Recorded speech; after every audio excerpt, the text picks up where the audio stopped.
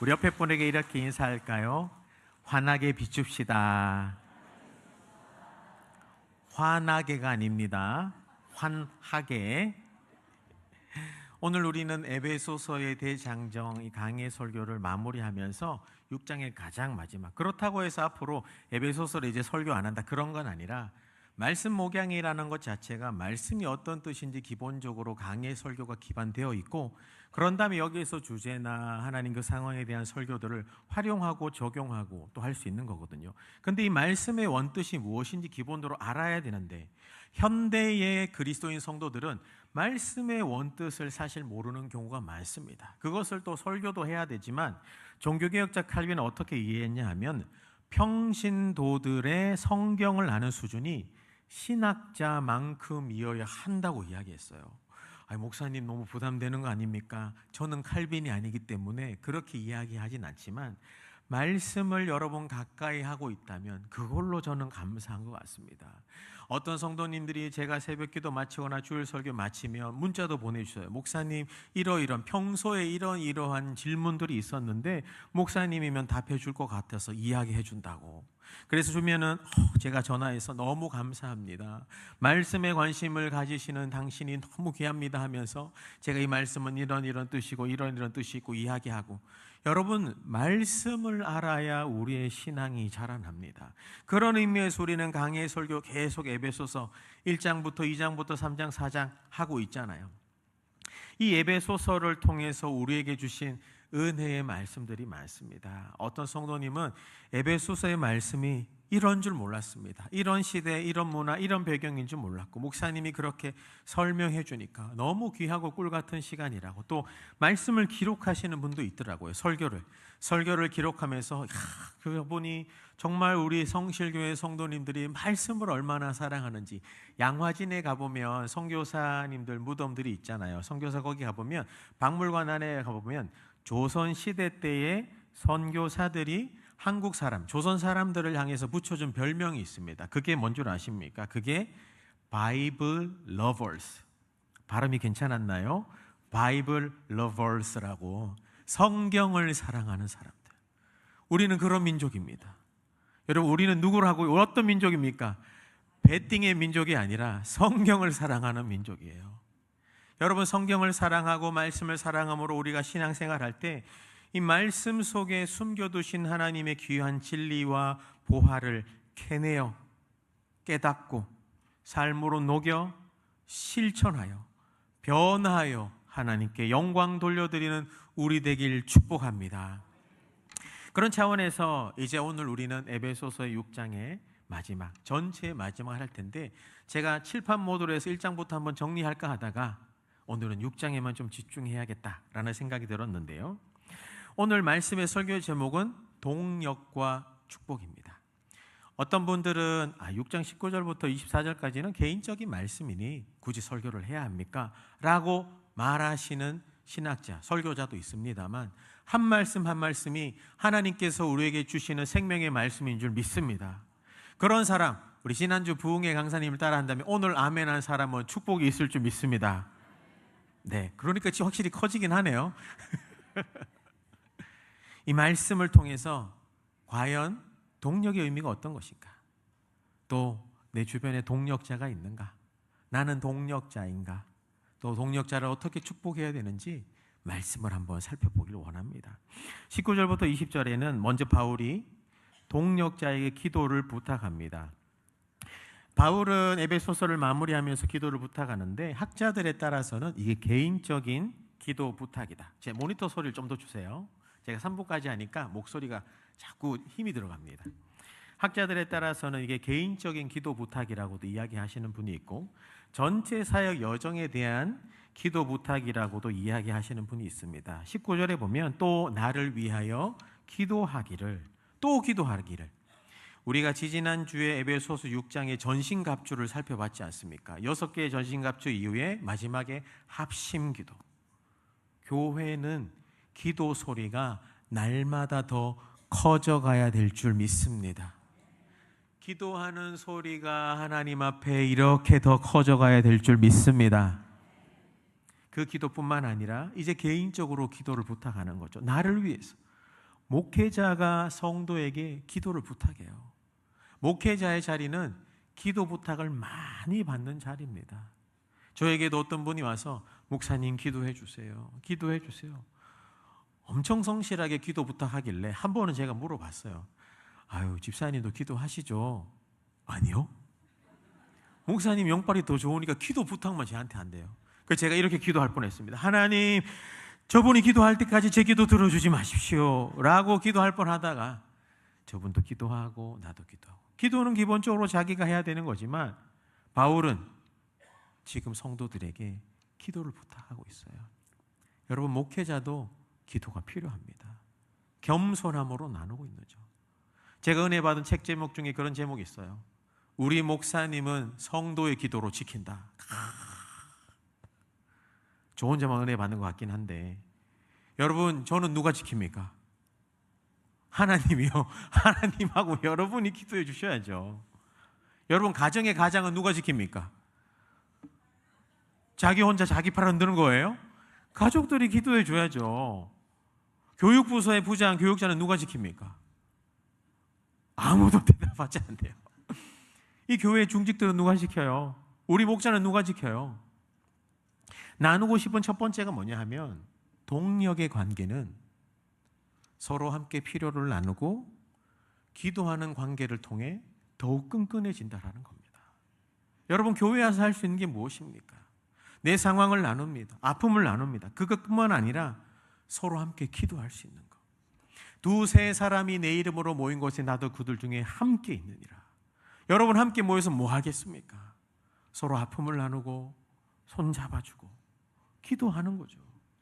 그리고 어떤 분들은 지난주에 어떤 집사님이 이런 기도했는데 막 다 떠벌리는 분이 있어요. 그러면 안 돼요.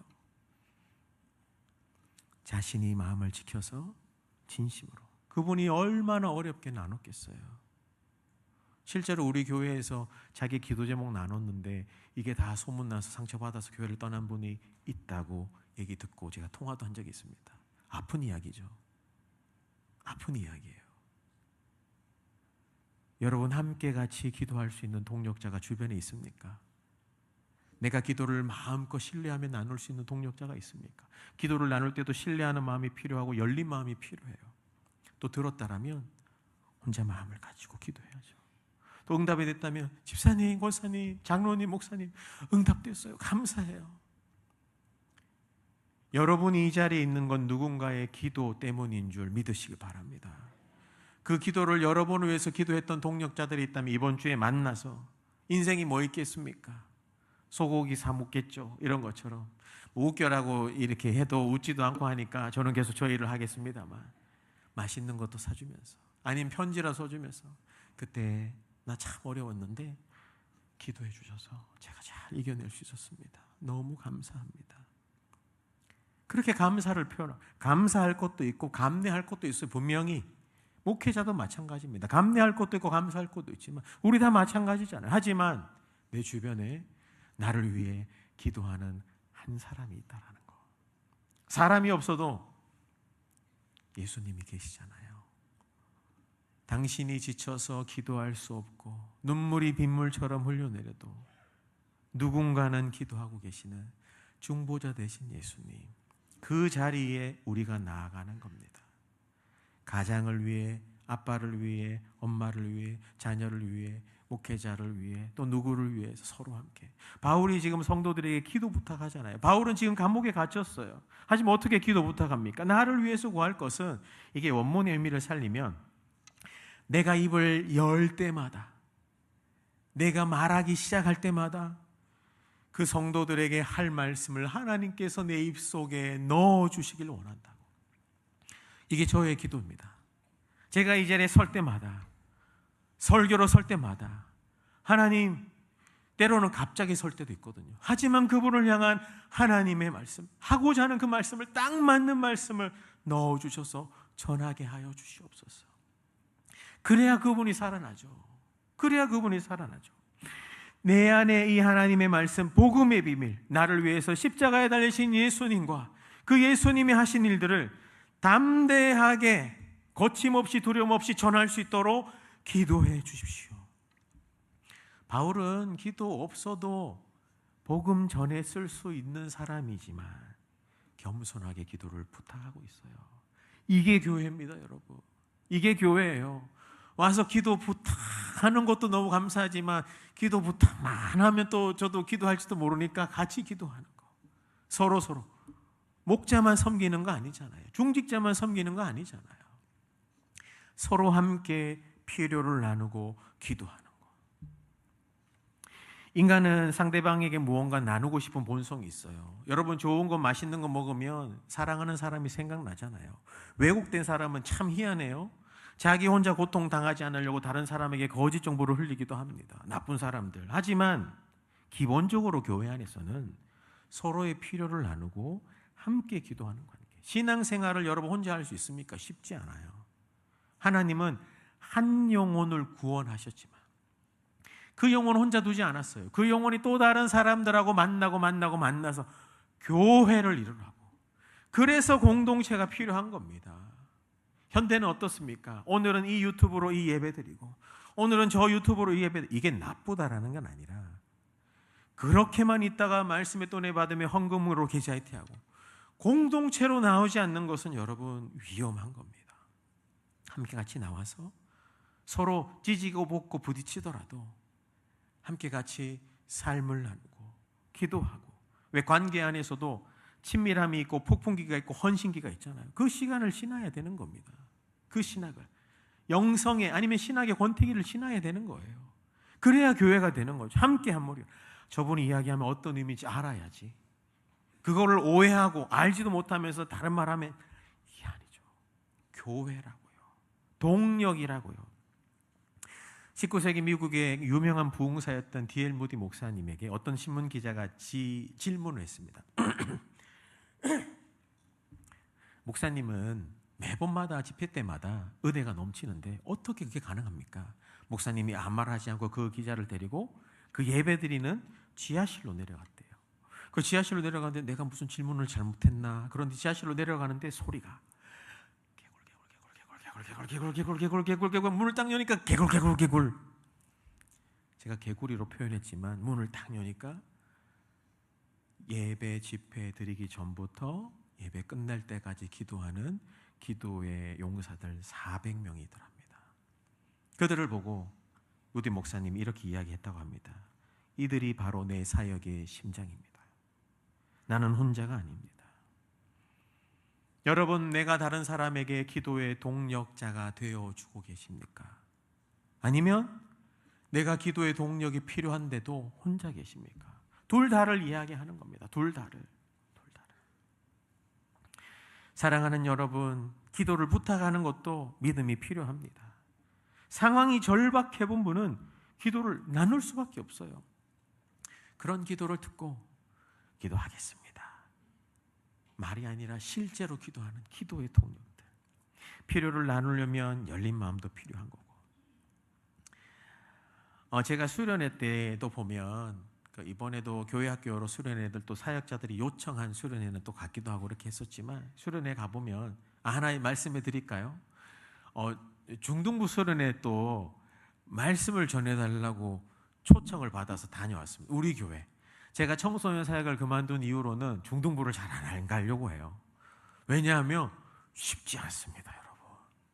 여러분 같이 말씀 볼까요? 목사님 말씀 전해서 저는 이거 하고 갈 테니까. 막 그래요. 친구들 설교 좀 들어야 되지 않나? 이어폰 끼고 있고 막. 그런 데서 막 예배당 제가 막 뛰어다니면서 너 설교 들어야 된다. 너 예수 잘 믿어야 된다. 담배 피면 안 되고 술 마시면 안 되고 성경 공부해야 되고 예수님 널 살아가시다 얼마나 뛰어다. 그런데 그 청소년 사역 이후에는 잘 안 가려고 해요. 얼마나 어려운지. 심지어는 우리 북한 권상단도 중등부 때문에 못 쳐도 내려온다 이런 얘기도 있잖아요. 얼마나 힘든지. 하지만 또 우리 교회의 중등부가 말씀을 전해달라고. 지난 겨울에 갔는데 또 은혜가 있어서 이번에 기도하는데 기도를 시키라는 마음을 줬어요. 와, 말씀을 들을까 말까 하는데 기도를 할 수 있을까요? 목사가 믿음이 연약해가지고 주님 갔습니다. 한 3시간인가 3시간 반 차 타고 갔어요. 가서 이제 상황을 보니까 또 목회자에게는 주시는 영적인 감각이 있거든요. 우리 교회 학교에 기도 훈련이 필요하구나. 어떻게 기도를 시키지? 그래서 아이들에게 있는 언어 보여주면서 질문한 1시간 동안 말씀을 잘 들었어요. 너무 감사하더라고요. 우리 아이들이 이렇게 말씀을 잘 듣는 거 처음 봤다고, 감사하다고. 근데 그게 끝이 아니라 서로 함께 교제하는 시간들을 가지고 그런 다음에 이제 우리 기도하려고 해요. 그 아이들이 서로 나누고 기도하면서 마음이 다 풀어졌어요. 첫날부터.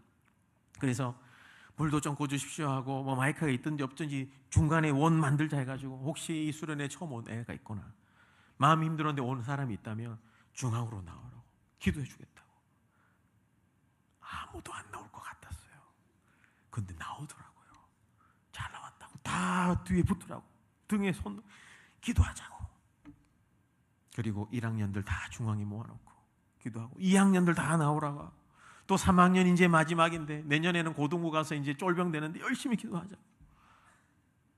그렇게 중학생 아이들이 30-40분 동안 눈물로 뜨겁게 기도했습니다. 아무도 놀라시지 않은데 여러분 겪어보지 않아서 그런데 얼마나 기적인데요. 이게 무리를 걷는 거하고 똑같아요. 예수님이. 그 아이들이 마음이 열려요. 우리 교회 중등부. 여러분 섬기는 게 목사님 나 다 섬겨서 할 게 없어. 중등부 교사 가세요. 여러분 가보면 이야 내가 너무 은혜 받은 사람이었구나 절실하게 깨달을 겁니다. 또 다른 부서도 마찬가지죠.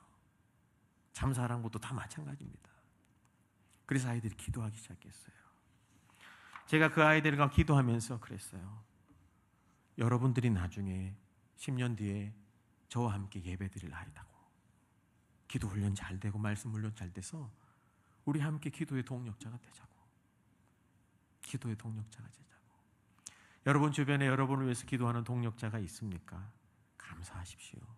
귀한 겁니다. 귀한 거예요. 그리고 여러분이 기도의 동력자가 되어주세요. 그럴 때 교회는 더욱더 끈끈해집니다. 그런 동력의 관계가 있길 주님의 이름으로 축복합니다. 옆에 분에게 이야기할까요? 제가 기도의 동력자가 되겠습니다. 그런가 하면 21절부터 22절까지는 이제 앞에 분의 기도를 동력자에게 기도를 부탁했다면 이제 21절부터 22절까지는 동력자를 세워요. 21절에 보면 나의 사정 내가 무엇을 하든지 너희도 다 알리려 하노니 사랑을 받는 형제여 주 안에서 진실한 일꾼인 두기고가 모든 일을 너에게 알리리라. 바울이 한 사람을 세웁니다. 추천합니다. 여기에서 임직자에 대한 이야기도 나오는데 한 사람을 추천하고 세우는 그 일 두기고. 사실 두기고에 대해서는 많이 들어보지 못했을 수 있습니다. 신약 성경에서 많이 드러나진 않지만 분량은 많지 않지만 섬김은 남다른 사람이었거든요. 두기고는 어떤 사람이었습니까? 바울의 3차 전도 여행에 동참했습니다.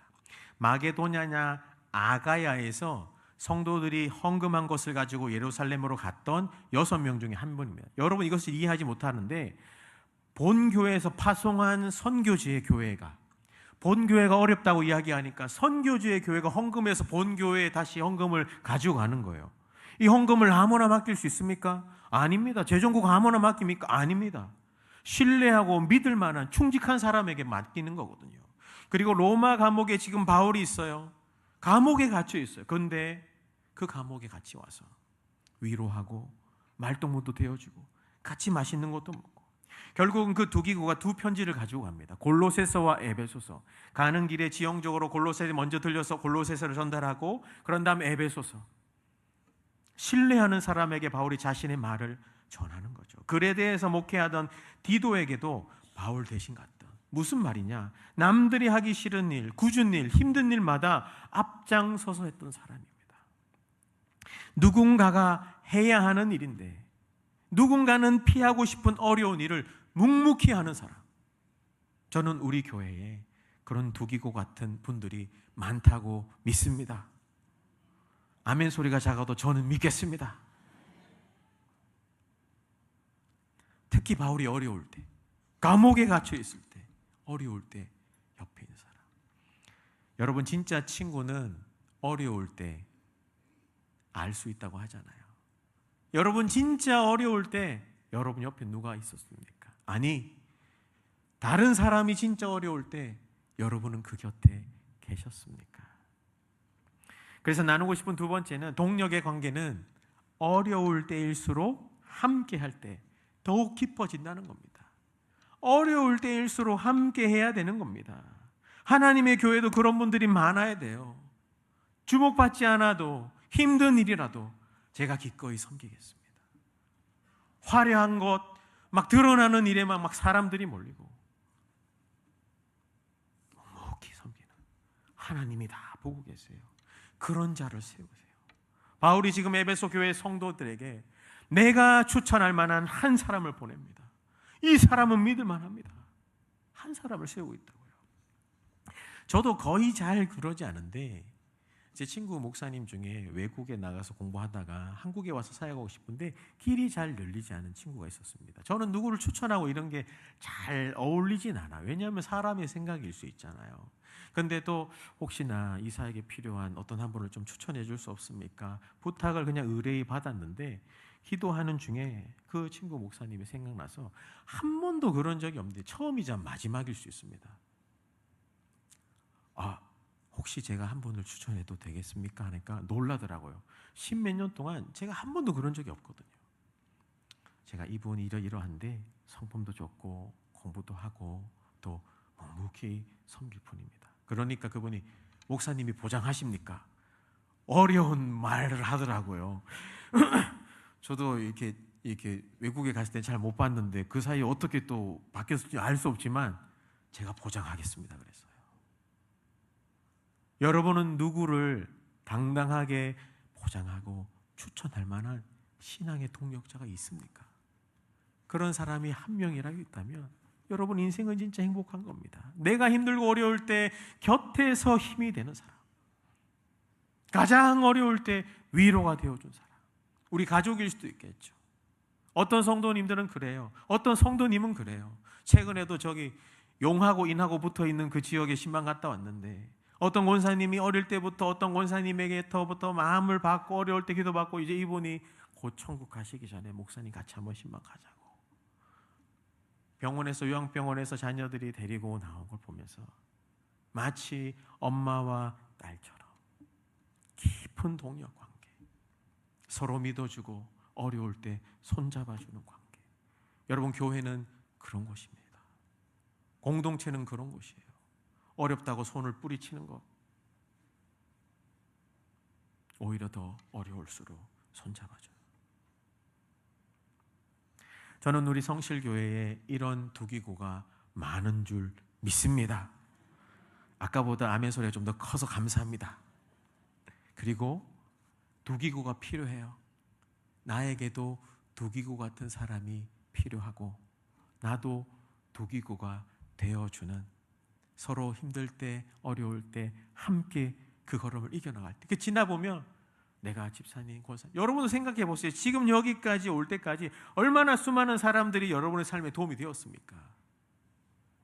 아까도 어떤 앞전 예배 마치니까 어떤 성도님이 와서 지금 자기 삶에 우리가 그런데요, 이렇게 예배하는 게 너무 감사하다고. 그렇게 진실한 동력의 두기고 같은 사람들이 되고, 그런 사람들이 또 우리가 되어주는 우리 성실 공동체 되길 주님의 이름으로 축복합니다. 마지막으로 23절부터 24절은 에베소서의 마지막을 어떻게 마무리하느냐, 23절, 24절 우리 같이 한번 읽어볼까요? 23절, 4절 같이 읽습니다. 시작. 아버지 하나님과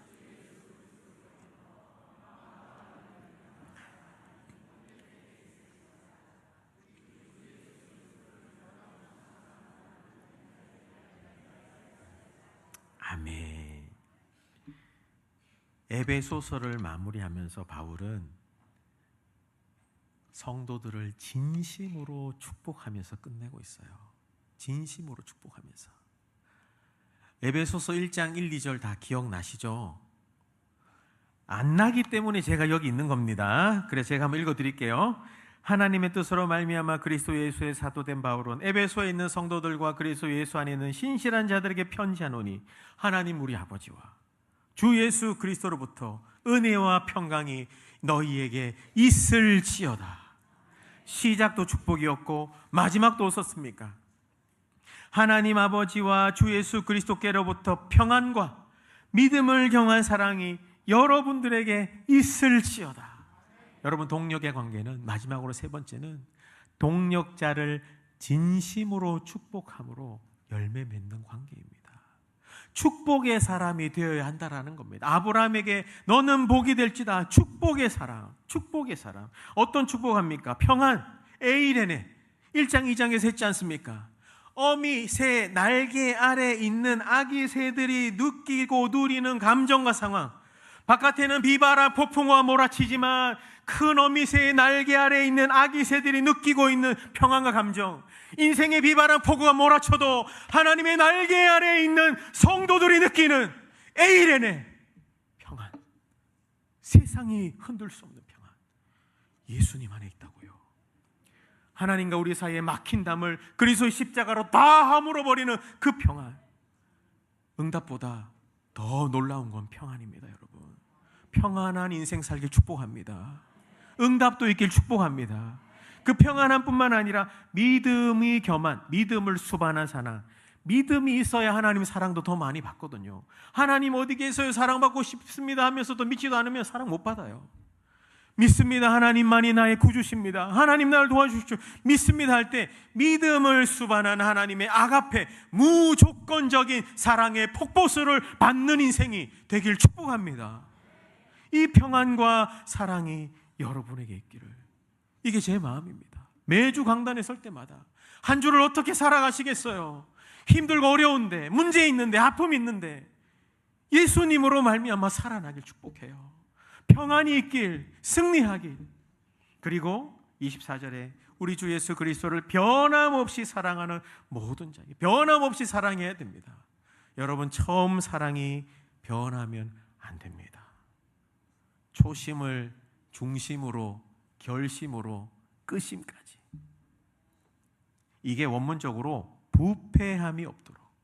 처음 예수를 믿고 얼마나 기뻤어요. 얼마나 감격이 돼요. 찬양하는 것도 기쁘고 예배하는 것도 잠이 웬 말입니까? 얼마나 기쁨으로 가요. 봉사하는 것도 기쁘고. 그런데 어느 순간 연수가 더해지면서 내 마음속에 불만의 박테리아가, 비평의 곰팡이가 나를 썩게 하고 있는 건 아닌가. 그리스도 예수를 부패함이 없이, 변함없이 끝까지 신실하게 사랑하는 성도들이 되길 축복합니다. 이 얘기를 하고 있는 겁니다. 축복은 기본적으로 빌축자, 다른 사람의 복을 비는 거예요. 축복은 다른 사람의 복을 비는 겁니다. 내가 아닌 내 옆 사람이 잘 되길 축복하고 비는 거. 기독교인은 기본적으로 축복의 사람입니다. 나도 복 주십시오도 되지만 다른 사람이 잘 될 수 있도록, 나를 통해 내가 걸어가는 가정과 직장과 이 강북과 수유와 직장이 하나님의 축복이 흘러갈 수, 나의 표정을 통해, 삶을 통해, 말을 통해 축복의 사람이라고요. 저는 우리 교회를 위해서 기도하는 것 중에 하나가 동력이 되는 교회 되길 기도하고 있습니다. 서로 함께 기도함으로 세워주고, 서로 함께 힘들 때마다 손 잡아주고, 그리고 축복의 사람이 되도록.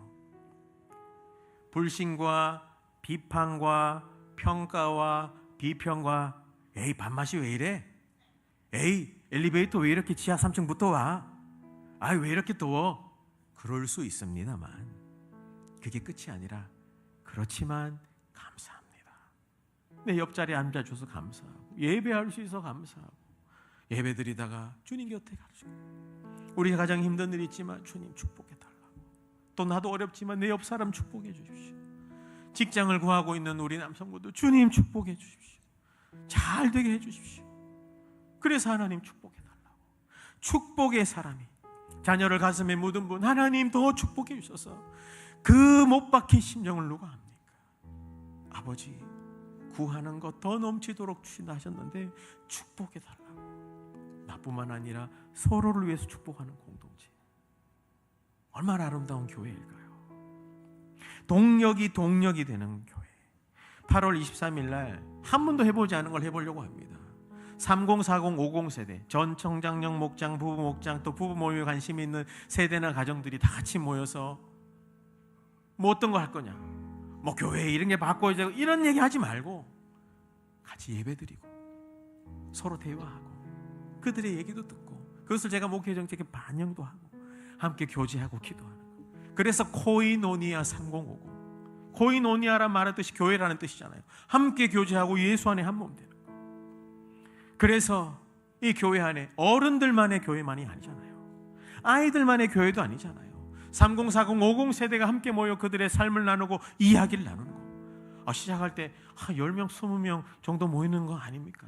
뚜껑을 열어봤더니 지금 신청자만 100명이 넘었습니다. 혹시 여러분들 중에도 이 얘기를 처음 듣는 교구 목사님들에게 제가 다 전화하고 다 했거든요. 전화 한 번씩 받았을 겁니다. 30, 40, 50 목사님 저는 60, 70, 80인데 그런 분들도 혹시나 마음이 있으면 와서 같이 해도 괜찮아요. 또 나중에 코이노니아 60, 80 할 때 30, 50에 가서 섬기기도 하고 아니면 10, 40 할 때 우리들이 가서 섬기기. 세대와 세대가 뚝뚝 끊어진 교회가 아니라 세대가 함께 예수 안에 연결되고 하나 되는 교회. 동력이 되는 교회. 그래서 저는 이 코이노니아 3050 세대 준비하면서 우리 교회 안에 이분들의 이야기도 듣고 그랬으면 좋겠어요. 말씀을 정리하겠습니다. 바울은 동력자에게 기도를 부탁했어요. 동력자를 교회에 추천하고 세웁니다. 또 동력자들에게 진심을 담아 축복을 빕니다. 나는 그러한 동력자가 있습니까? 나는 그러한 동력자로 있습니까?